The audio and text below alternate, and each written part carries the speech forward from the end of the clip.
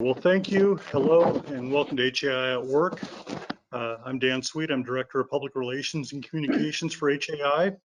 Today's topic is a means of getting to know Jim Viola, our President and CEO. He came on with us back late this winter, and I believe he's had a pretty interesting introduction into HAI. Our roundtable discussion today with an illustrious group of aviation media representatives will also provide you with some of his views on the state of our industry. First, as always, let's meet the people in today's webinar. We'll be starting with James Viola, our President and CEO. Gina Kvitkovich, our editor of Rotor magazine, will ask questions and also be a moderator today. Lyn Burks is the editor of Rotorcraft Pro magazine, and as you can see, an exceptional photographer. He does a great deal of work with the magazine. Mark Ogden is another exceptional photographer, writer, and the editor of HeliOps magazine. Mark was this year's Salute to Excellence Communications Award winner. And we also have Dan Parsons, who is the editor of Vertical Valor magazine, an MHM publication, and very well known and respected throughout the industry. As always, we invite our viewers to ask questions. To do so, we invite you to use the module that's part of the GoToWebinar system.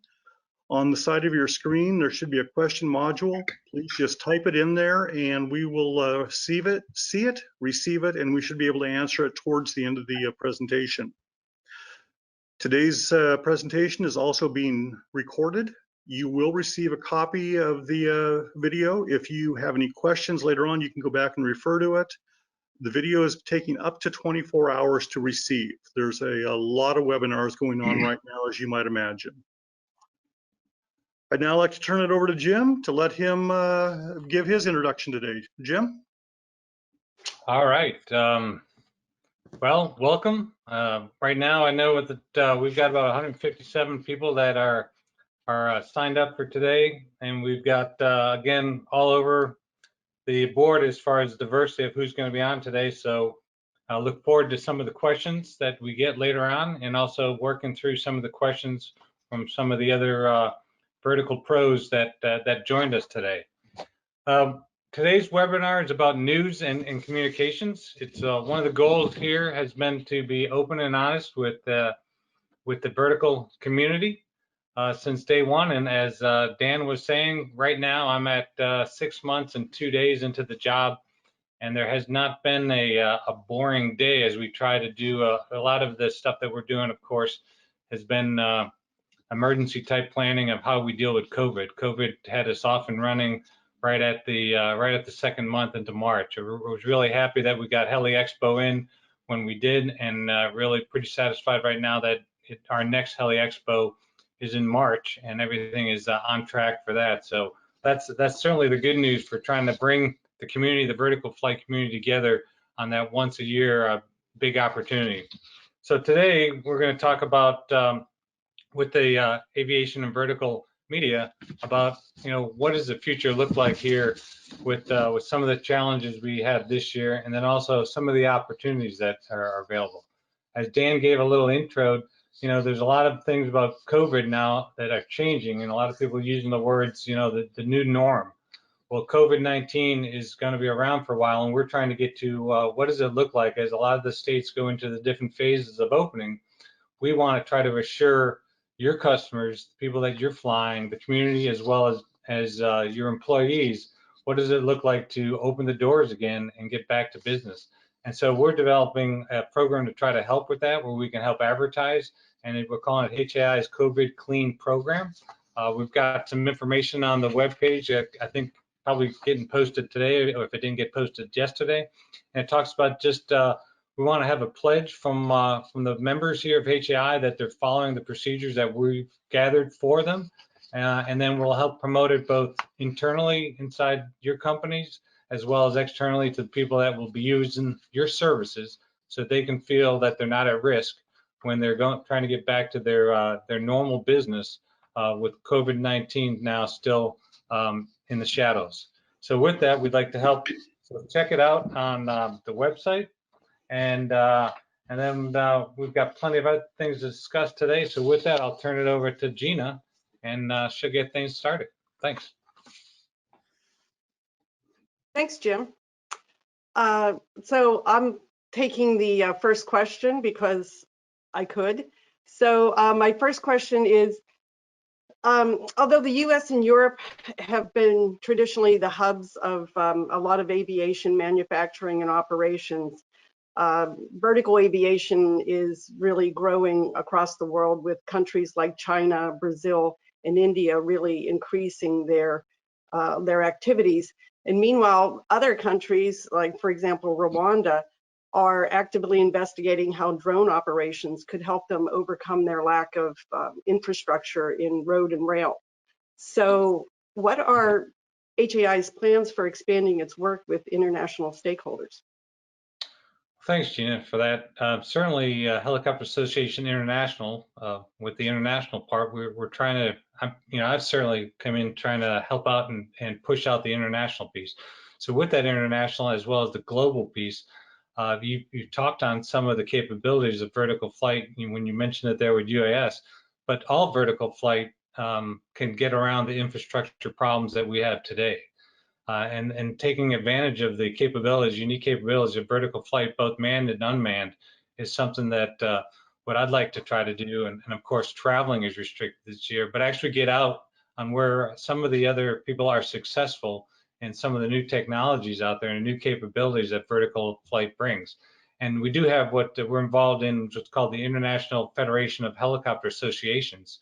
And I had the CEO hat for that group as well. And that membership represents the industries from Chile, Japan, Australia, Brazil, Great Britain, Canada, New Zealand, India, Europe, and South Africa. So it's a good combination. I'm not sure we've taken advantage of that over the last 10 years or when it was actually formed. I'm still doing some background work on that, but that's the type of global stuff that I'd like to try to lead. And the reason for that is that, and we have over 60 affiliate organizations that we need to take advantage of for having the same message around the world versus having different messages. And we saw a lot of it, especially here with the pandemic, that how quick the pandemic spreads globally, it ought to teach us how we can spread the work that we're trying to do globally as quick. And if somebody has some lessons learned in a certain area, how we can take advantage of the vertical characteristics of flight and to help society, we should try to get that around the world just as quick as this pandemic has spread. And I'm not sure we do a good job tying everyone together. And so I'd like to take that challenge on for HAI and reach out to some of those the new players and the future players, not only the helicopter community that has been here past, but also take advantage of future stuff. So I think the international helicopter expansion, and right now, I guess one of the big plays that we do, I mentioned, is we get together once a year with Heli Expo, and that's kind of like a helicopter homecoming, but it's also an opportunity to continue to grow. And I think even there, hopefully we can do more with. We're trying to get international players to come to those events and possibly, even. I'm still expanding and learning from the staff at Heli Expo as, Gina, yourself, and others are trying to tell me things that you may have tried in the last 5 years, and maybe now we have a different environment and different challenges, but also a different environment maybe to push out again. So hopefully I've answered your question. Yeah, okay, great. Well, at this point, I'd like to ask my fellow media panelists to turn on their cameras and join the conversation. Great. Thanks. We've got Lyn Burks, Dan Parsons, and Mark Ogden. Mark, why don't we go to you first for the first question? Mark Ogden of HeliOps Magazine. Thanks, Gina. For you, Jim, I think my question is a bit more general in nature. As an observation, I think that the helicopter design hasn't changed a lot probably over the last 30, 40 years, especially since probably the Black Hawk, and what we've seen in new technology helicopters in performance-wise hasn't changed a lot from, say, the Black Hawk. I noticed the Chinook model up in the back of your room there. My question really is, with the new US Army programs and with companies like Bell developing electric tail rotors and things like that, where do you see, or do you see there's going to be a big leap in technology in the next 5 to 10 years with helicopters? And if you think there is, so what areas do you think you'll see those happening? Well, certainly, thanks for that. The military has always kind of pushed out and tried to kind of lead the way with a lot of the stuff, that even more stuff we'll probably talk about, and then getting the transition or getting that equipment from them to civilian market. Normally it's because of the price tag on it.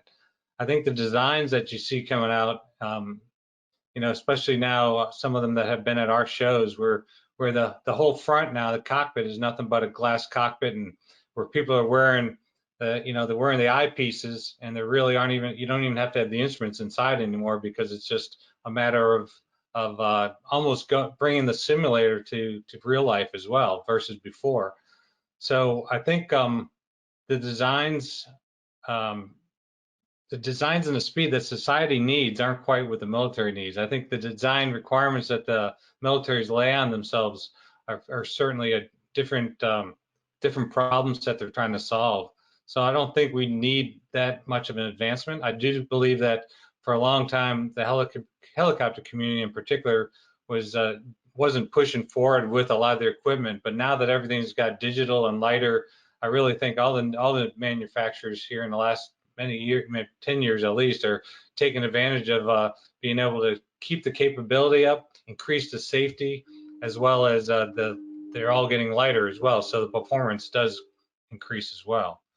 So that, I think the designs for the mission set in the civilian world is just a little bit different. But then again, and I guess in the back of my mind was movement.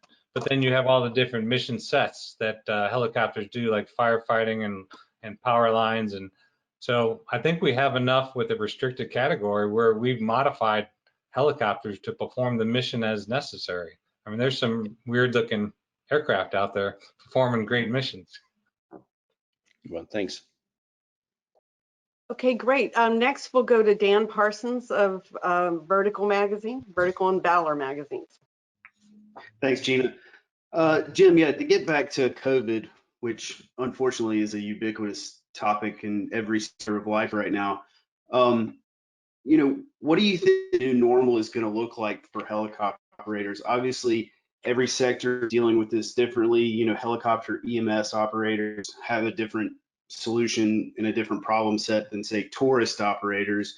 And some sectors obviously have been hit harder than others. Just what are you seeing in the market, and what can we look forward to seeing, once we crest this wave, hopefully?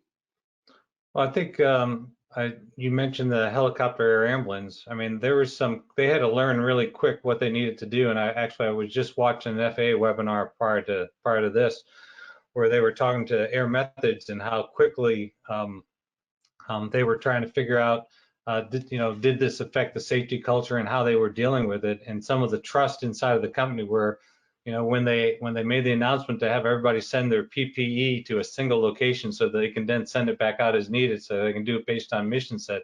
It was a big trust case for the organization, but I think they've been flying all along. It was interesting to hear her describe the new norm, I think, is kind of what you're asking for. And Right. And I think that's what we're trying to help with the COVID program that you'll see on our website now, is that we're trying to tell people that there is a new norm, there is new safety measures that we're taking. We are trying to make sure that we're not just saying, okay, we're opening our doors, but we're doing all this additional things for your safety, for the employee safety, for the pilot safety. So I think I think that everybody is leaning forward to do things differently. And then I think it was also on that webinar where they talked, I think it was a deputy administrator, Dan Elwell, was talking, somebody said that it was going to take about 2 years for the airlines to get back on track where they were in March. So it's not going to be a quick ascension. I mean, I think the way I heard it described was, we took the elevator down to the ground floor, but we're taking the stairs back up. So it's going to take us a little longer. So I thought that was a pretty good analogy. So I think the key thing is to be strong as we come back. And I think on some of the earlier webinars here, I used the term, I want to relate it to our land and live program as well. We constantly say, you've done everything you could for the mission planning and you take off, and then you get to your first checkpoint and all of a sudden the environment has changed. And that's what I described happened with me, certainly as a leader of HAI, is what, I had this plan. I briefed the board of what I was going to do for the first 6 months, first year. As I took off, did my first trip to Australia in March, and all of a sudden while I'm in Australia, the World Health Organization announces they have a pandemic, and now I'm trying to get back home to figure out what we're going to do, how we're going to telework. So I think we're working through this. I think the helicopter industry and the vertical flight community overall is very versatile. That's why we don't need an airport. We can take off and land anywhere. So this is just a setback for us. But the interesting thing is the setback globally. It's not that anybody's got the keys to come out of this ahead of anybody else. And so that's what HAI is trying to do, is make sure that we can provide all the infrastructure or all the common things necessary so that all the organizations out there, all the associations out there, everybody doesn't have to do it themselves. That we can all just pool our resources so we get all the infrastructure stuff straight, how we're going to operate safely, how we're going to keep our customers safe, that we can help as best we can with the bottom line so that we're all coming online together with the same set of criteria. Well, we're glad you made it back from Australia. Just a quick follow-up. Are there lessons that we've learned already how the aviation industry might be, more flexible as far as regulations and responding to different contingencies? Well, they certainly, the FAA, we've got to thank the FAA for what they were able to do with everything that was expiring on normal day. Because I mean, in the beginning of March or February, nobody predicted that all of a sudden we were going to have to take all these precautionary, number one, to operate safely and without infecting other people. But number two, just the pure thing of stop flying. What does that mean? There's still some challenges out there. Of course, so they've extended the administrative requirements, but that doesn't necessarily equate to a safe environment, because if people aren't flying, if they aren't training, if they aren't using simulators right now, then the safety gap is starting to widen. So that's some of the discussion that's going on right now. Is we can't just say extend everything again another 6 months. We need to really look at what needs to be mitigated and how can we do that. Is it, maybe you don't have to do that stuff in the actual aircraft, but we ought to probably be getting in and saying we need some of those best practices you're talking about of, do this in the simulator, do this minimum, you got a lot more people now that you might have to rotate through the simulator, but there's some key things that we want to make sure they stay safe on. And then that's when it gets in the overall experience of, what does the guy that's been with the company 15 years need? What does the person that's been with the company 5 years need? And it's not even. And that's where I get into, certainly as an association leader, is I don't want to do is ask for regulatory fixes, because a regulatory fix is a black and white fix that doesn't differentiate between that 15-year veteran and the 5-year veteran. And only a good leader making a good safety estimate can do that. And so that's where it gets into trying to help out with the flexibility of how do we keep safe. And it's hard to be a black and white line. Sure. Thanks. Thanks, Dan. Lyn, you're up next. This is Lyn Burks of Rotorcraft Pro. Thanks, Gina. Thanks for the invitation and a chance to ask Jim some questions. So, Jim, I talked to quite a few operators, or a lot of operators actually around the country. And of course, prior to the COVID thing, there was pilot shortage, personnel shortage issues that were occurring. So I wanted to ask you a question about the flight training pipelines, which directly have impacted the personnel shortages. But on the civil side, you remember back in like 2015, 2016, we kind of had the collapse of the GI Bill as it related to the flight schools, because a lot of the primary training industry was judged by a few bad actors, in the industry. And then, of course, the result of that was a lot of flight schools shut down. We've drastically reduced, because that money pipeline that was occurring from the government to a lot of these flight schools through colleges shut down. And that's now negatively impacting the operators, because the pipeline has really dried up over the last 5 years. So, and of course, with the COVID thing and some of the airlines coming back, airline pilots coming back, that's a temporary pause, I guess. But to get to my question, it's going to continue to be a big challenge for the operators as the airlines ramp back up in the short term. So what can HAI do? Can HAI lobby to bring back some helicopter training under the veil of the GI Bill, so that it's practical for the pilot, beneficial to the schools, and maybe provide some relief to some of these operators that seemed to be a missed opportunity back then when we lost that GI Bill money?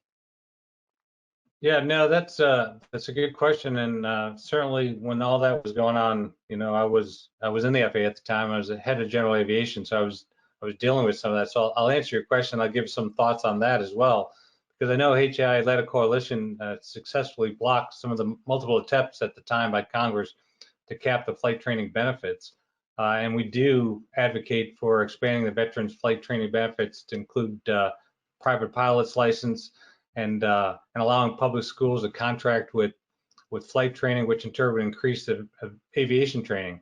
I mean, if this pause we're on is, you know, even if it's 2 years, now's the time to still get back in and get started and get these young people interested in flying in the community. So by improving the fiscal responsibility by the government and tightening existing VA regulations to curb the excesses, I mean, that would be you know, that's where we got to make sure that it's actually the bad actors aren't taking money from the schools that are actually doing great things out there, and that we know that the students preparing for vertical flight careers do need some type of federal aid to help with that, because it's not the cheapest thing out there, but it's something we certainly need. And I think the HAI has worked with the Utah Rotorcraft Pathway program, and it's been a success, and that's one of the things we're trying to use now. Really, that's a global program possibly that we can help around the world as we share that. The way that we were able to work with that, it was a partnership between industry, schools, and government, and it focused on the workforce development for both pilots as well as mechanics, because mechanics, again, in January, you know, that was the shortage of pilots and the shortage of mechanics. And so the university team with local high schools to teach rotor-specific aviation flight training and technical classes, and high school students gain the college credits as they're doing that as well. And so once students graduate from the university system, they have the opportunity to interview with industry partners, almost identical to what, you know, a lot of the 121 people are doing. And so we liked that program launched in August 2019, and the participating high schools has grown to 15. Of course, we may have had a little bit setback here with the pandemic, but like I said, now is the time for the next 2 years for people to be in school and learning. And through the Utah Strategic Workforce Initiative grant, provides more than 1.1 million for flight and maintenance, maintenance facility and helicopter simulator training. So I think that's the answer to your question, is that we definitely support it, and now is not the time to get light on it. I think on my FAA side of the hat during that battle, you know, what I was trying to do is, you know, on the sad side of, you know, you have the VA, you have the FAA, you have TSA, you have DHS, all those things when you talk about flight schools. And then I go out and I talk to a 141 flight school, and they tell me how much time they got to spend satisfying the government and those 4 different entities that are come out and they inspect them all the time. So I really think that there might be a way that HAI can help with tying it together. Again, it's some of the stuff that I'm discussing with my staff after, you know, with my background with the FAA, on how we could be that third party essentially with our accreditation program for 141 and possibly 135s, so that we can, you know, what are the needs of those 4 government agencies, and possibly have us go in and do it, and then they can audit us. But to get 4 inspections when you're trying to run a flight school, it really takes a lot of time from what they're trying to focus on. Okay, thank you for that answer. I appreciate it. Okay, Mark, you're up next for your next question. It was really interesting. It was interesting listening to some of those questions there and the answers, and that accreditation. I know that there's been an attempt to do something very similar within the oil and gas industry through bars, with varying levels of success. But I guess where I'm thinking, and a question for you is, do you see technology such as remote learning coming into play for helicopter training and things like that, rather than having to go to the school all the time, especially with this new norm. Do you think we will see the use of things like video conferencing and remote learning being used a lot more? Well, absolutely. I mean, the remote learning and one of the other phrases is just-in-time training, so that you don't get the training way back in your career and then, you're qualified, but you're not proficient essentially because you haven't done it. So I think the remote training gets you good hands-on, and the ability now with the simulation and the ease of the simulation, where now you can just put a helmet on and reach out and touch stuff, like I was saying earlier, is great. I know and again, once again, the military is leading that on a lot of their training programs for those same reasons. So I think the remote training and a lot of stuff, the most we are learning from this pandemic how much stuff we can do remotely and be very successful. So you almost have to do the opposite now. When do we actually have to be there? And actually, to tie back into some of the stuff from my FAA days, when we were doing the ATD stuff, the aviation training devices, and we're trying to determine, like, one of the major manufacturers out there was trying to get as much credit as possible for simulation and even the aviation training devices today, where you're completely surrounded and, you really don't even know you're outside or inside, and it's not moving. I mean, it's just the fidelity is so good. But I was a little disappointed in industry. Now that I'm not in industry, I can say that as well, that I was actually trying to write the rules for the ATD to say what time, if you're going to be a private pilot, how much time do you actually need in the actual aircraft, and try to back it in, versus what we keep doing is piecemealing away from additional credits to simulation. But in reality, what do you really need to do in the aircraft now? Because you can do so much in simulation and other training devices. And then when you look at the safety issues, the biggest issues we have are normally the aeronautical decision making. So the aeronautical decision making can be best tested when you're in simulation, where you can give them all kinds of options. So that's where, I think I'm tying a lot of those together, where, simulation, remote training, when I'm flying a helicopter, I want to be bored, because I'm ready for everything, but I don't want anything to happen, because we've got good maintenance, we've got good training, got a good aircraft, and then land and you're like, yep, that was a very boring flight, as the way it should be. And then all the hard stuff comes with the simulation. It sort of flips that whole idea of the cartoon of the helicopter pilot waiting for things to go wrong. But yeah, and the other part of that is in the remote training is that you're not stuck to being local. And I've experienced the last few weeks the fact that with the different video conferencing facilities that are available, I can be talking to people in Canada, Australia, and different parts of Australia at the same time. So I'm thinking that's where we can take remote learning, is that it won't have to be locally based. It can be based anywhere in the world. Right. And I think, I'm pretty sure this is a fact, but I think on some of the hospitals now, even the surgeons, instead of having people stay up all night long, they just remote them in from other parts of the world where they're on duty. So that's one of the things in the general aviation side of the house with HI as well, is when we get to the smaller operators, I think that, I've got feedback where we focus on a lot of the big operators. Well, the big operators have a lot of safety things in place to help them. And so the question I've been asking, some of the smaller operators, how can we help you? And one of the things is, can we have a little ops center where you want to run some situations by us? So rather than every small operator having their own, putting money on that, maybe that's something that we can help with, again, where it's the infrastructure part. It's not your business specifically, but if you want to run some risk assessment by us, or you want to look at the weather or talk to somebody about it because you're a single operator, hopefully, that's some of the areas I'd like to get people comfortable with, using the knowledge that is on the staff of HI. Yep, sounds good. Thank you. Okay, thanks. Dan? So I'd like to ask about the recent introduction of the Helicopter Safety Act. We've unfortunately had a few very high profile helicopter accidents. One, that's been all in the news right before Heli Expo this year. And so obviously it's on the it's a topic of conversation. Now Congress has got involved, and this is something we've been talking about, as an industry for a while, about the usefulness and the and the cost of implementing flight data monitoring and technologies like HTOLs and terrain avoidance.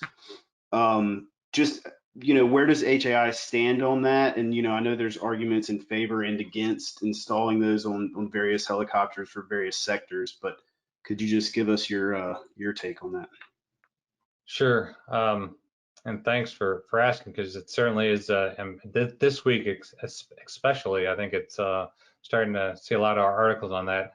And so, we appreciate the Senator Feinstein and Congressman Sherman for addressing the important issue of the aircraft safety in their bill, the Helicopter Safety Act of 2020.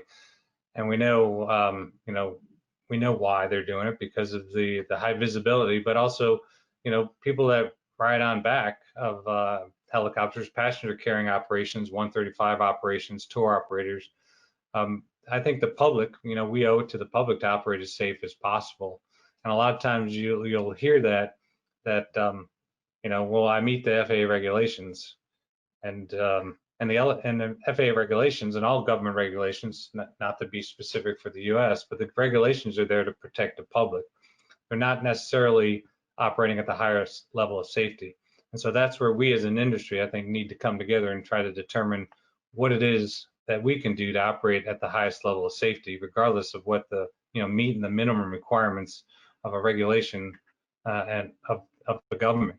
And if we do that, then I think that'll help us expand globally, and people understand that we're doing it for the good of society to, again, get back to vertical flight, the capabilities it brings and all the good things. You need to use it all the time, not just during crisis operations, which, is when everybody applauds how good a deal vertical flight can do when you're rescuing people. But there's also plenty of things that can be taken advantage of.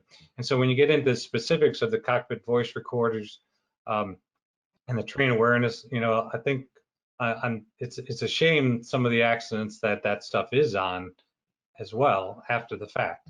Now the NTSB is looking to get additional data to help with the accident. What we're looking for is really, we want flight data monitoring. I think is something that shows that you're interested in the operation you're performing, whatever that operation is.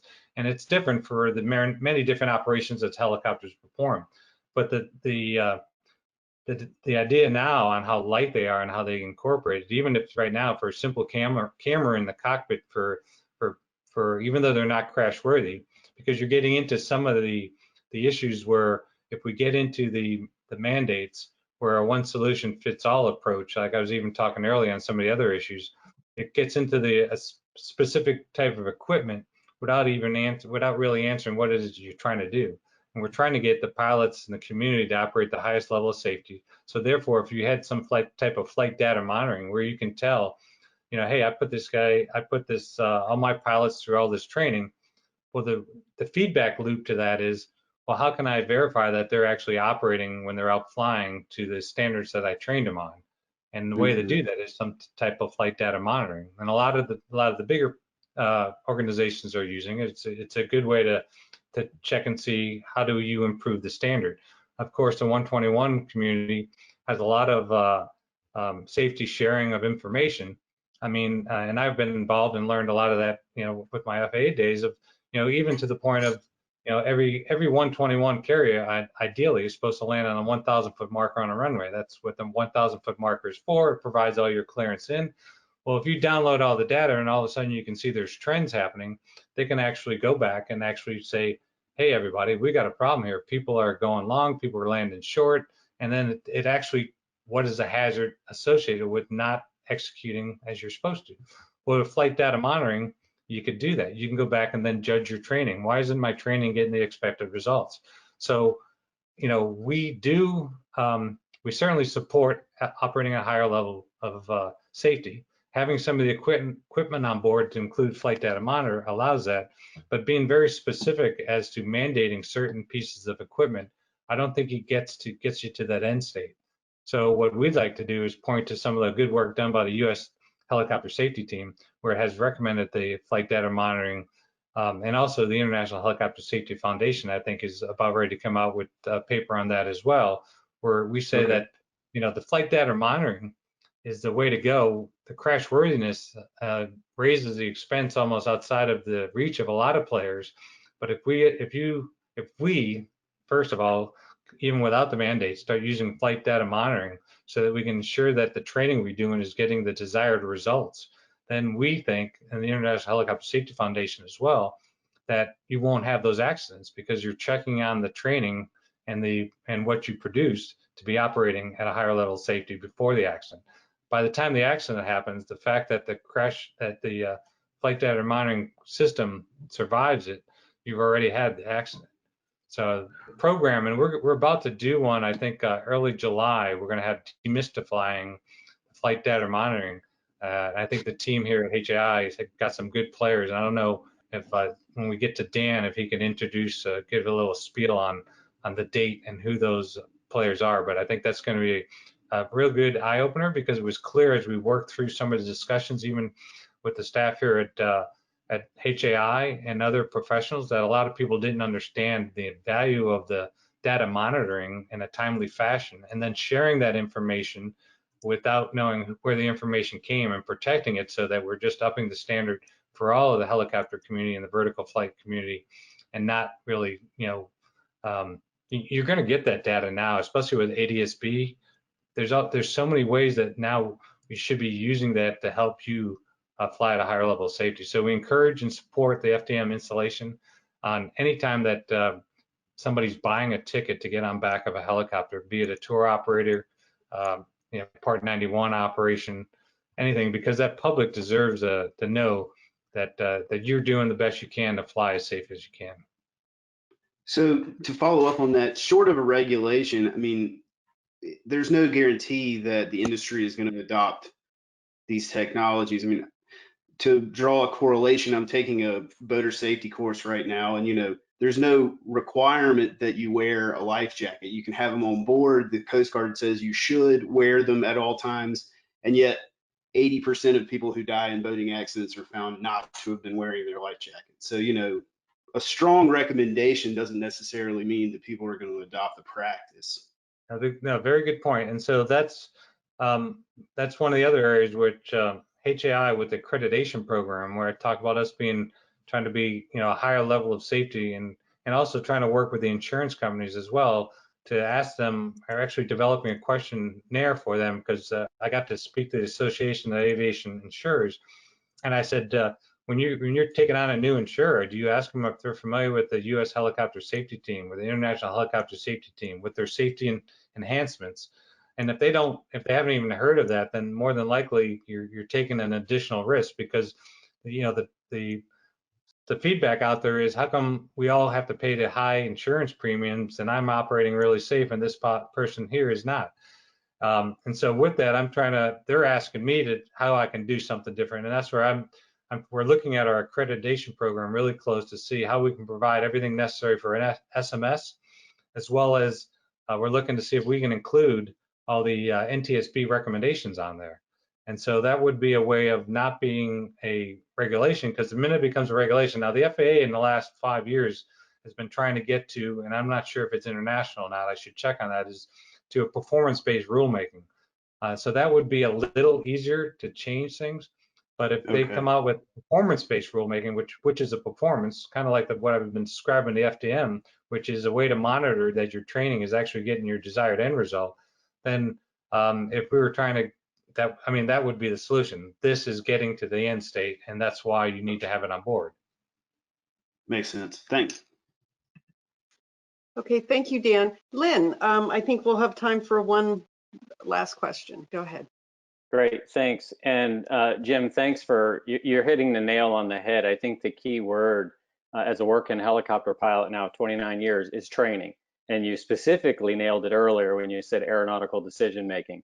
That's what's causing a lot of the problems in the cockpit as far as accidents go. But I want to switch gears and ask you a question about unmanned. I feel like we can't not talk a little bit about unmanned or UAS. At the tail end, I recall, at the tail end of Matt Zaccaro's tenure, actually I had interviewed him on camera. he was actively campaigning to convince operators that because we're the experts in vertical lift, we should be embracing UAS, as an addition to the business, not necessarily as competition. So in your view, are the industry operators receive that message? Like, how are we doing? Well, that's a good question. Have they received the message? I don't have an answer to that yet. I'd hope to, get out and actually look at those that are operating, because I know we have some members that are operating UAS as well as helicopters and other vertical flight aircraft. And the vision that Matt had, and we certainly, talked about it because I think he did an article, he did a going out article, I did a coming in article, and I think the articles are very complementary of each other. And so as we look at, and I'll tie it right back to what we said about the aeronautical decision making. I mean, helicopter pilots in the community has worked on vertical flight that has flown 3,000 feet and below, doesn't use runways, and we've been doing that for 70 years. And so when you come into operating in that space, and that's where a lot of the unmanned aircraft will operate, and the quadcopters of the future, manned, they will be manned in the beginning and then maybe not manned later. But all that airspace, essentially 3,000 feet and below without a runway, I think all those vehicles, my vision is all those vehicles fit into what Helicopter Association International can do. And I'm trying to reach out to some of the new players that are bringing new vehicles in, and actually the old players. Bell's got one, the Leonardo's has one, and so they all have these vehicles that are coming on board. And while they don't want to share, the secrets of their specific company, they do need the infrastructure to survive. And that's where I want to try to help out, is what are all the common things, what are all the common problems that are out there between the new vertical unmanned flight aircraft, and how can HAI help make sure that the vertiports are there for them, that the infrastructure, airspace, all the things that will help this industry survive and prosper, we want to get involved to help. So we talked about on our June 4 webinar, we had talked about California Edison and Timberland helicopters that have fused UAS into their operators. You've probably seen some stuff in Rotor where you've got now some UAS that are actually help string wires. So they're definitely getting integrated. And I think even in the ag world, the sooner we can get them doing the most dangerous missions, the unmanned ones, then good for us. And that's how we need to take advantage of them. So hopefully that answered your question. We are involved with the FAA's Drone Advisory Committee. So I'm trying to get out there, and as soon as I can travel again, I think the people that have the joint operations will be the first ones I try to get out and see how successful they are, and then start promoting that. And then also around the world. I mean, globally, I know, again, we're doing stuff in other states and other countries, and I'd like to learn more about it and figure out how we can help. Okay, well, thank you so much, Jim. And at that point, I think we're going to turn the questioning over to Dan Sweet, and he's going to, I think, have some viewer questions for you. Thanks so much. Is that the timer? Are we right on time, Gina? What was that? You were right on time. That's how we time these things to the second. So good work, everyone. Thank you. Thanks, guys. Lyn, Dan, and Mark, I want to thank you for your attendance today. Thank you so much for joining us. You're welcome to stay on. I don't know if there's any of the questions from the viewers for you. I think most of them are for Jim, since we had titled this Ask Jim. I will bring this up real quick since Jim brought it up. I hope you can see my screen. We do have a webinar on Thursday, July 9th on, harnessing the, sorry, I can't see it. All I can see are my screens. Harnessing the value of a helicopter flight data monitoring system. And I know that you can read the rest of the content there. Chris Hill has done a great job in getting this one set up for us. Chris Hill is our Director of Safety. We really appreciate the effort that he's putting into this. I'll leave this up for just a few minutes so everybody can catch up with it. I will say that we have had a number of questions from viewers due to the number of questions that have come in. I know some of you have asked more than one. We'll probably just limit it to one question per person today, and do appreciate your understanding on that. The first question is from Chuck Hagan, who is one of our past Salute to Excellence winners, very much like Mr. Ogden here. Chuck was a Excellence in Maintenance Award winner several years ago, and so we welcome his question. How do you see COVID and the current state of affairs in the U.S. affecting HAI Heli Expo 2021 in New Orleans? And he said that this obviously has a broad strokes, so let him expand. His company has canceled shows until the end of 2020. The upcoming registration for HAI for Heli Expo and the lottery will be impacted due to budget constraints. Will it be possible to apply without having the money be deposited? And there's a, I think we'll have to settle for just that one, Chuck. I do apologize. There's some other elements, but that's a big one. Okay, no, well, thanks, Chuck, for that. And number one, Dan, if we take those questions, we can get the staff to answer and make sure we answer them, and I'll send them back out. We can do that, yes. All the ones that are in there if we don't get to them here. But yeah, you know, every time we look at March for Heli Expo, the good news, as I started with, was, you know, we had it in January, the earliest possible this year and late as possible next year. So that time is on our hands. We are, you know, I'm still working with my board. I have a board meeting next week, and we'll talk about Heli Expo. But we do have some reservations coming in. Everybody is good. But you know, the thing about it is we're all doing social distancing, and the feedback I got from January of last year was, you know, when I said Heli Expo is like this big helicopter reunion where everybody gets to come meet all your friends you haven't seen all year. Well, you haven't seen friends, you haven't seen a lot of people this year. So I'm really hoping for a good Heli Expo in March. And I think we're going to have it we're going to have it because everybody's dying to have it. I mean, it would have to be some more unique things. I mean, I think we had enough unique things in 2020 already. But the level of COVID-19 restrictions we have to put on it are the things we're balancing around. You know, registration, plastic between, you know, all the shields and all that stuff. But that's what we'll stay on that. But those are good questions that you entertained about the cutting of funds, and you know, we'll take those back because you know, and I'll take it to the board to see what we can do to lean forward, understanding all the constraints that all our members are going through this year. I know membership just opened up, as well as the Heli Expo stuff opened up. But the good sign was that on the Heli Expo side, we do have a lot of people jumping on it to make sure that they're still going to get their picks, especially on the first round. And all indications are, you know, nobody wants to talk about March because it's so far out there with all the, you know, how's the 5-day trend going in your local area? I will add real quick, if you don't mind. I know that one thing that we are doing right now for Heli Expo registration, this would go back to Chuck as well. Companies this year for the first time can register for a booth with a 50% deposit. I believe the other 50% is due later this fall. So it does offer some flexibility for the businesses who want to attend. I don't know if there'll be other changes coming up, as Jim alluded to, but that at least is one that we brought into play this year for the first time. Yeah, and I will open up to all those listening that if you're a long time been coming to Heli Expo every year, send us your ideas on how we can help you individually. I'm not opposed to looking at individual solutions to make sure we get you there. Okay, Ian Robinson, a couple questions. I'm going to answer one right off the bat just because I know I can. How do you think the rise in insurance premiums will affect small operators? Ian, what I'd like to do is refer you back to the May 7th webinar. You can find it on HAI's website and on YouTube that we did on insurance premiums, and I think that might have the answer for you. If not, please reach out to me and I'll be happy to try and get an answer for you. One of his other questions.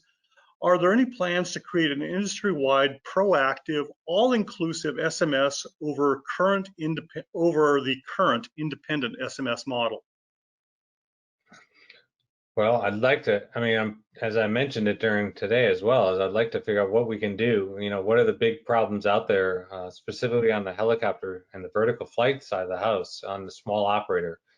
Chris Hill may have joined us as well, but I would like to take it offline and see how we can work together to what are your needs specifically, and then how I can help you and others. Okay. I think you answered this one a little bit already. This is from Ahmad Rashid bin Mustafa from Malaysia. How will the new post-normal COVID-19 pandemic affect helicopter design and the way of usage? I don't know about design, but I think you guys did address usage a little bit. Yeah, well, thanks for that, and thanks for tuning in, making the webinar international. I know we have quite a few of them in there, but thank you. I think the design, well, one thing, certainly nobody's going to forget COVID-19 and the way that it was able to spread so quickly. So I think if it comes down to any type of stuff that the 121 carriers are doing as far as the way to circulate air inside the cockpit, inside the back, I think you may see some of those changes. There was some unique stuff being proposed in the state of Hawaii of actually wanting to fly doors off to make sure that you're getting as much air as possible. And, we've got to certainly evaluate that from a safety perspective as well, because that gets back to, well, if you haven't trained that way, but now you're going to fly that way. And there's so many, we agree that with the doors off, you just introduce some other things that need to be mitigated, like anything loose in the cockpit, for an example. But I'm not sure, I think the jury's still out as to how many permanent changes need to be made to protect us from COVID-19 and other type of infectious disease in the future. I hope they get more into the monitoring advancements of technology to more of the screening of passengers and the workforce, so that the days of not feeling good and going to work. I think now everybody knows that they can stay home and work. If it was that they still want to go to work, well, you stay home and work now, and when you feel 100% come to work. So I think you're going to see more changes in human behavior than we're going to see structural changes as a result of this. Okay, this one is from Lars Wiedegartner. Speaking of international and the International Federation of Helicopter Association, do you see a difference in helicopter operations between the Americas, the Europe, Middle East, and Africa, and the Asia Pacific regions? Do you think the regions will recover differently coming out of the pandemic? Well, and maybe if somebody else has additional data, I think right now I don't think there's a big difference as recovery. I'd have to get into the government side of the house on how much funding was done. I think universally, even on a good day back in January of this year, there are differences on how general aviation, period, in each of those countries that you mentioned are respected, I would say the word. So if there's areas, if you can provide some insight to how we can help because of the inequities, I think it'd be eye-opening for us, and we'd be able to try to level that playing field. And again, that's one of the things I'd like to try to help with, but I don't have enough information right now. I don't know if anybody here on the screen does. Yeah, things a little bit different down under, Mark. I understand that Australia is doing actually pretty well under the circumstances, and New Zealand believes that they have no cases at all right now. Yeah, it's been interesting because one of the first things Australia did was to close the international borders, and then within the country itself, it closed the state borders, applied a lockdown. New Zealand went one stage further than what Australia ever did, but our fatality rates and infection rates have dropped dramatically.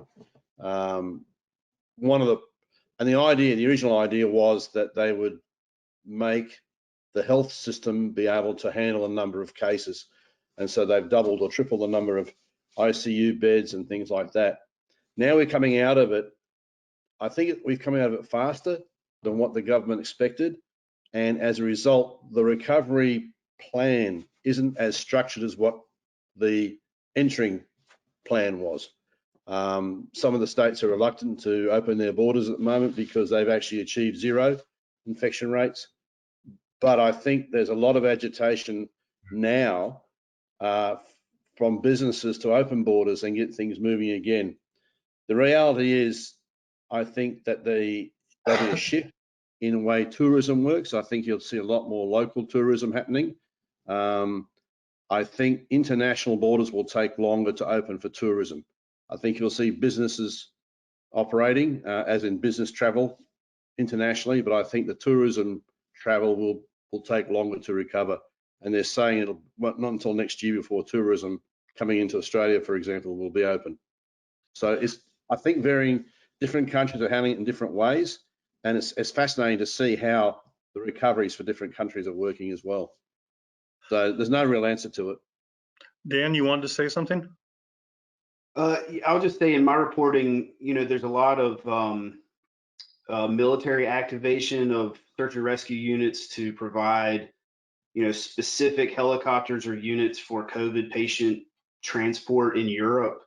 I know, the UK, Italy, for instance, both have either dedicated or, dedicated units to helping the civil SAR units, or dedicated specific aircraft that have been outfitted with technology specific to moving those patients, which is obviously, a concern. Here in the US, I mean, I'm actually going to very carefully go visit a tourist operation in Baltimore that's going to open next week. They want to showcase all the precautions that they put in place, like sterilizing their cabin and everything, because we are starting to open up. But the other side of that coin is, you're seeing a lot of states. I think we've had 23 states that have had increases in cases in the last week. And I won't get too specific because I'm obviously not a health reporter, but it remains to be seen whether reopening specific businesses or states or localities is the right thing to do at this point. So we'll just have to wait and see. Yeah, well, on the flight school side, it was, that wasn't the same throughout the United States. On different states allowed the flight training, and I don't think I ever saw, with the tracing of anybody having an issue with flight training. So that was good. And that's another plus of why we should be able to get back to business. I think it'll also be interesting to see how things change depending on which side of the equator you're on. Obviously, the pandemic came in right at the end of a horrendous Australian fire season, which probably worked out quite well. It remains to be seen how the North American fire season will develop. And so there could be some aspects, as far as which side of the world you're on and how things will develop that way. So. Let's see here. This one's a bit long, so I'm gonna read it through. It's from Jay Heffernan, who is a former HAI safety director. When are we as an industry and HAI as an industry leader going to begin insisting that instrument qualified is no longer an acceptable way to do business in higher performance helicopters? It has to be instrument current and proficient, or else safety is effectively compromised out of the box. We have to insist on more from an average line pilot. The military has shown us how. Does HAI have a plan going forward to bring instrument operations to the forefront? Land and Live was a good start, but it only addresses last-minute prevention measures. All right, well, thanks, Jay. Good to hear from you. Good, things are going well, I'll assume. Yeah, I think what you're talking about is a highly sophisticated IFR equipped, IMC approved helicopter that's operated VFR only, and then they go inadvertent IMC and crash. And the reason being because they're not taking advantage of all the equipment on board. I think the International Helicopter Safety Foundation, I referred to it earlier, I think they're about ready to release a paper on that. And it talks about the training. So there you have it, the training of the pilot. You're cutting corners because you've got this great helicopter out on the ramp, but yet you don't want to pay to keep the pilot proficient in IMC flying in the clouds to operate all the equipment on the helicopter. So I just think it's I agree. I think it's an injustice to have someone fly a helicopter that they're not capable of using all the capabilities of that helicopter, because the capabilities of the helicopter ought to increase the level of safety that you operate on and not just increase the capability. And then, so I think we have to do in our training work group, I'd have to get with Chris Martino and see where we are and how we can specifically talk about One of the ways we are addressing it, I think right now it's come to a head, is the SFR, when I'm going to drink on the special VFR. So on the special VFR, and then in the military, I know we use that, was in order to go to special VFR means you're not VFR. Well, then if you're not VFR, what are you? And so we had a discussion internationally if that's the same term everywhere, but apparently it's not. But the intent is that in order to fly in less than VFR conditions, the pilot in the aircraft ought to be instrument qualified and instrument proficient so that you can actually operate at lower than VFR. Right now, that is not the case. So that is the number one way that we're looking at trying to get on that. Hopefully that answers your question, Jay. We have a question that's a little bit of clarification, I guess, for Jim from Jeanette Eaton regarding booth deposits and booth payments. She states the booth deposit is 50% due on June 26th and the remainder is due in October. Did I hear you say that you may be able to provide relief for that? Would that be something we'd want to have her talk with the Expo team on directly? Yeah, sure. Yeah, I mean, I think we can do we got to do something that's fair and equitable, but then we understand that there's different options out there, different considerations. Okay, Jeanette, we'll get somebody from our Heli Expo team to reach out to you about that. Hello, Jeanette. We have a question from Ty Gentleman, and this again is a long one, starts with a statement.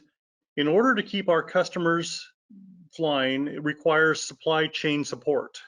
This requires planning and input from customers for laying in demand.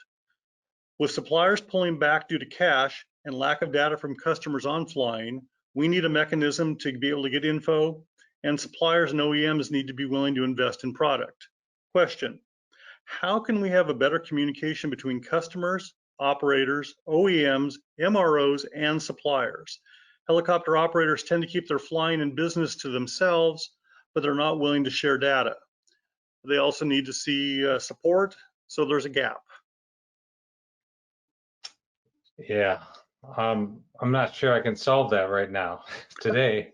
But no, I certainly, I think, as you're saying, again, I know that you know, sharing a data without being competitors, you know, fierce competitors, is something that we try to do. But so again, if you have some ideas on how I can help and try to be a little more specific, I'll be glad to entertain those. And I think, I don't know if it's a part of the link, but president@rotor.org is the email that comes to me and my staff. Okay.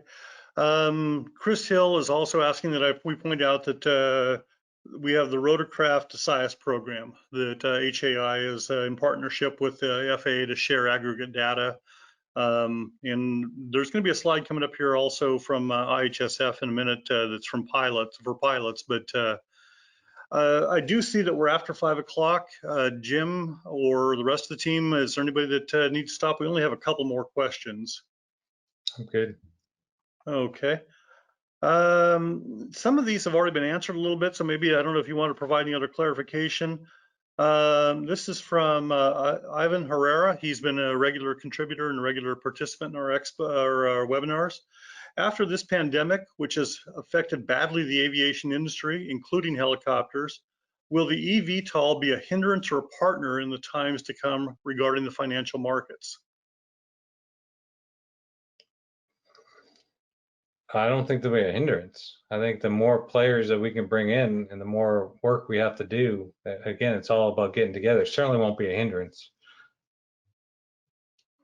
Okay. This actually was from Eric Frazier, touched on a bit from Dan Parsons here. What is HAI doing to work with congressional staff and members of Congress to educate them regarding legislation that impacts helicopter operations? Specific examples include the recent bill requiring HTOS, which would have made no difference in the Kobe crash, and the radar altimeter requirement a few years ago. We work daily with them, more than daily. I think Cade and his team communicates well. We all the stuff we did for working with them on the Hill to try to explain, again, I mean, it fits into the whole beginning here where I talk about where the rules and the regulations that actually are very specific sometimes are more of an issue because they add weight as well. And when, I mean, you know, when you got a helicopter that's flying VFR at low altitudes, you know where the ground is because that's the area you operate.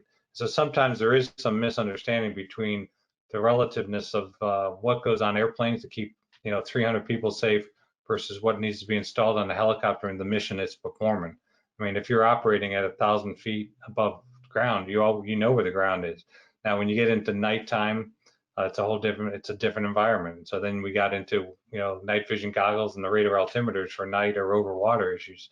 But yeah, there's some equipment that just doesn't help because of the mission profile. And we do our best to try to explain that. I think we're successful in the 90s. I'm not sure we're 100% successful because sometimes they just will, you know, stop listening essentially. But please, as a HI member, know we're trying our best to get them to understand the specifics of why it's not necessary to be that prescriptive, because we have so many different variations of missions.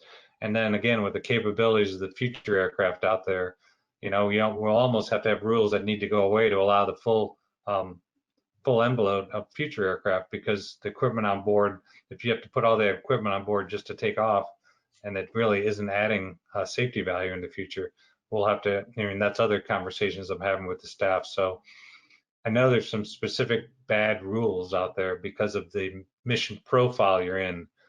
And so that's why, with our accreditation program, we try to get into the specifics of the mission you're actually doing, and so that we can require the NTSB recommendations that actually help in that mission profile versus all helicopters must.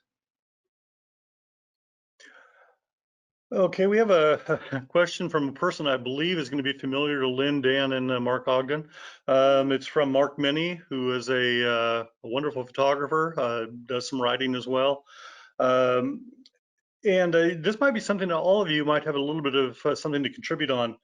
What efforts may HAI or the industry need to engage to the community and endorsing publications to highlight the need for police helicopters that serve their communities versus the growing perception that they are monitoring the community in light of current events? So do you believe that law enforcement aircraft have a misperception about their operations, and what can we do about that? Well, I think, okay, yeah, there you go. You got it. Okay. So, Looks like everybody's got an idea here. Look, I think the military have done probably a good model in the fact that they've made the helicopters very visible to the community during open days and different carnivals and things like that. I think that if you present yourself as being elitist or separatist from the general community, then there's a natural inclination for suspicion. So I think for police helicopters, and I find the concept of defunding police departments a bit strange, but I think that for the police helicopters to be more acceptable by the community, they just need to engage more with the community, and so the community doesn't develop suspicions about what they actually do. Dan, you actually had your hand up first on the initial start. So Yeah, so I think, you know, the National Guard's actions in Washington, D.C. a couple weeks ago did no favors for the public's perception of helicopters. But the more we're learning about that incident, it was, you know, it was a one-off thing by, you know, a decision made on the ground and not typically how they're used. Also, those were not police helicopters. They were National Guard helicopters. But in talking to folks about that, I think Mark's absolutely right. It's important that folks understand how police helicopters are used, because I think you'll find that in many, if not most, departments use their helicopters for things other than law enforcement, like search and rescue, there's many departments whose primary mission is helicopter EMS and augmenting local rescue and helicopter services. So honestly, yeah, the best thing they could do is be visible, not in the sky necessarily, but to the public and explain the mission that they perform. I think, I was talking to Dan Schwartzback at APSA, and the figure he gave me was one helicopter with two-man crew in a helicopter above a situation can take the place of 10 patrol cars regarding how much area they can cover. So it's a force multiplier, and it's actually a more efficient way to do a lot of law enforcement missions. And so I think, the more information they get out, the more helpful it'll be for public perception. Lyn? Yeah, and I'd like to add on to that. I agree with everything that Dan and Mark just said about the force multiplier and what's going on. And in the issue we just published, we point, and we try to do this, we try to be ambassadors ourselves in our law enforcement issues, pointing to the good work that our airborne law enforcement people are doing. The problem is from a publication standpoint, it's two different audiences. We don't have to convince our audience that police helicopters are useful. There's not a single person that reads our magazine. Every once in a while, we get someone that'll say, they'll see a gun on the cover of our magazine, like on this issue that we just did, and they'll say, you're the reason for militarization and our children are shooting up schools and things like that. But we rarely hear that. Mostly people in our industry understand the value. So I think it's probably incumbent upon the individual operators, and perhaps there is something that HAI can do, and I know at APSCON, that's their primary, or APSA, that's their primary job, to work with those operators to help get the message out to the public. We don't speak to the public, we speak to our industry, even though the public may see our magazines. I don't know if anyone disagrees with that. Well, I had one thought that kind of addresses how we might be able to create an event that would work to help promote it. World Helicopter Day is coming up on August 16th, Sunday the 16th, and it seems like that would be a great day for operators who are available to present their aircraft for the public, would be welcome to do so. And I know that we started a program here at HAI last year for our operators on how to invite the public to come to their facility to see their aircraft. Unfortunately, most commercial operators, the summer is when they're making their money. They're out flying, and so that's a difficult time of year to do it. Public service aircraft might be a different story, and so that this could be a good opportunity to share the stories. Chris Martino, our VP of Operations, pointed out that the Maryland State Patrol does a wonderful job, magnificent job of air medical transport, and so they are a great example of other ways that the police are using the aircraft as opposed for just surveillance. Yes, Mark. And I just add that I think now that I hear myself using the term and regarding what Lyn just said, I think when we're talking to our industry, we can talk one way, but when we're talking to people that are not as familiar with helicopters, it's probably important we don't use terms like force multiplier, because that sounds aggressive. It does. Agreed. It's the language we use, I think, really matters. So that's something we want to, depending on our audience, we should definitely keep top of mind. And the other part to it that we sort of haven't mentioned, I think, is the role of social media. Recently we talked about how some of the police departments are actually getting to the public and informing them through social media. So I think that there needs to be an understanding of the role of social media. It's not going to go away, and you're better off participating and not controlling, but actually influencing the direction that social media takes, rather than sitting back and just watching it. Yeah, I know here in Alexandria, when they're using a helicopter and it's going to be down around the Alexandria area, if you're signed up, you get a little text saying, hey, there's a helicopter in the area because of this. We got a comment from Justin Brewer. As a cop and an ALEA member, he's using the old term, good answers regarding the police aviation questions and some great ideas to take back our units regarding the public events, tours, meet and greets. So we are getting some input from the industry. We do have one last question from Eric Frazier. The desire to limit special VFR to IFR capable aircraft and flight crews is a total disconnect from multiple operations we do daily. Fire, ag, power line, external load ops are all routinely performed in those conditions. Okay. We would sit all season if you required 1,000-foot ceilings and 3 miles vis. This is a disconnect from the membership. Yeah, so I'll just clarification on that. The mission set that goes along with it is what I was talking about. I understand that anytime you're performing work activities, that that's why you have half a mile visibility, and then we're not opposed to getting rid of half a mile clear clouds for helicopter work or vertical flight work. So I didn't mean to confuse the two, transport going from point A to point B versus doing work that certainly many members here do work with helicopters. And so please, thank you for that question. And the clarification is that, if you're going cross country, that's one thing. If you're doing helicopter work with, which probably is the majority of the work that you're referring to, that's where you got the half a mile clear clouds and you're on the work site. Yes, Mark. Just one point, listening to the discussions going on, there's a strong push sometimes for safety through regulation, and I think that's fundamentally flawed. And in fact, what companies and operators need to do is actually use the idea and the concepts of safety management systems to actually develop their own parameters for safety and change management, all those sorts of things.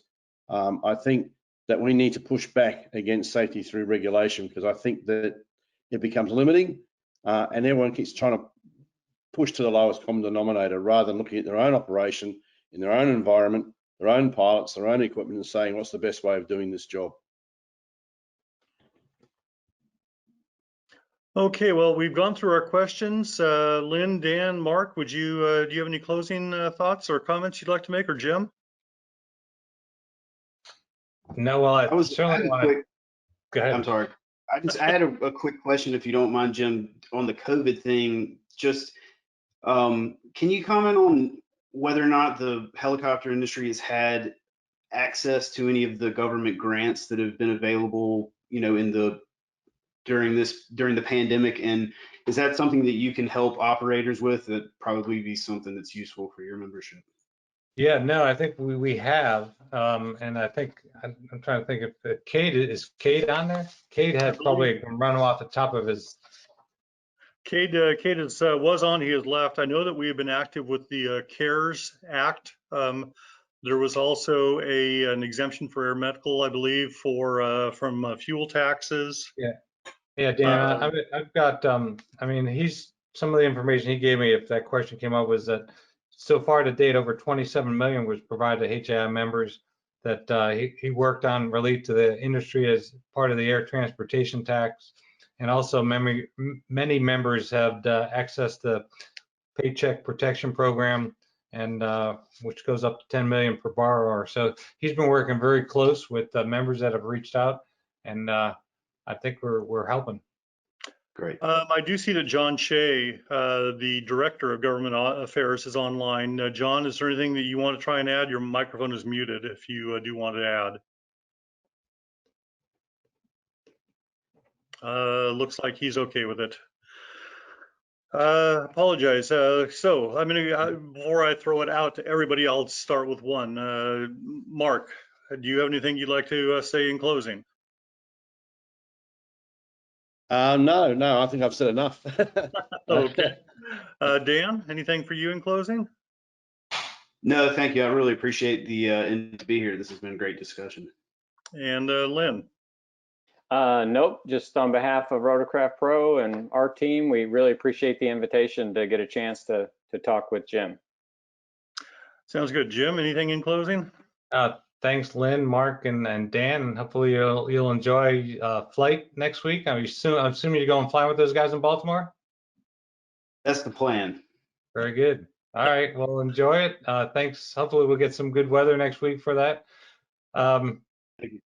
I just appreciate everybody coming on, and appreciate the members that signed on, and certainly if there's a disconnect or clarification, we're here to support the members, and we're trying to just make sure that we're operating as safe as possible. And we're all about hopefully get psyched for March for Heli Expo. And if you're a member and haven't renewed your membership dues, we're working on that right now as well. But we want to help you with your most difficult problems. That's what we want to do at HAI, and then level the playing field so we can all be successful. So thank you very much for signing in. I look forward to, as we talked about today, that FDM program on July 9th, July 9th. So that's where I really think we can make a difference by being able to verify that the training you actually conducted is getting the desired result. So thanks again. And I've got a couple more things I will add in closing. So I'm going to share my screen again. Thank you again to Lyn, Dan, and Mark, and Gina for coming on board. We do have a special request from the International Helicopter Safety Team. It is a pilot survey. I will let you read that it's sponsored by the IHST to better understand pilot perspectives on helicopter technology and their uses for enhancing safety. That really goes in depth into what we were talking about, several different points today. The web address is there. I'm going to leave the screen up for just a second. I mean, I'd love to tell you to try to click on the screen, but this is a webinar, so that's just not going to work. So we'll have to settle for letting you try to write it down, perhaps. surveymonkey.com/r/IHSF 2020. It's obviously the International Helicopter Safety Foundation 2020 is the link. We talked about the FDM event that's coming up in July. Actually, next week we have a really awesome event. It's going to be president to president, a conversation between Jim Viola and Dan Schultz, who is the president of Sikorsky Helicopters. We know that they're going to discuss what Sikorsky did during the pandemic and has been doing coming out of the pandemic. We know that they're going to discuss the opportunities in the future of the commercial and military sectors for Sikorsky. As always, there is a follow-up questionnaire that will be coming to you shortly. We do use that information. We appreciate the fact that you're willing to give us a little bit of information, as well as sharing your ideas for future webinars. If you have some ideas, please share them. That's how we can help populate our webinar schedule moving forward. And as Jim referred to a few minutes ago, as always, if you have questions, concerns, ways that HAI can do things better, let us know. Heli Expo is coming up. If, as Jim talked about again, if there's ways we can help you prepare for Heli Expo, let us know. The best way to do that is an email to the president@rotor.org.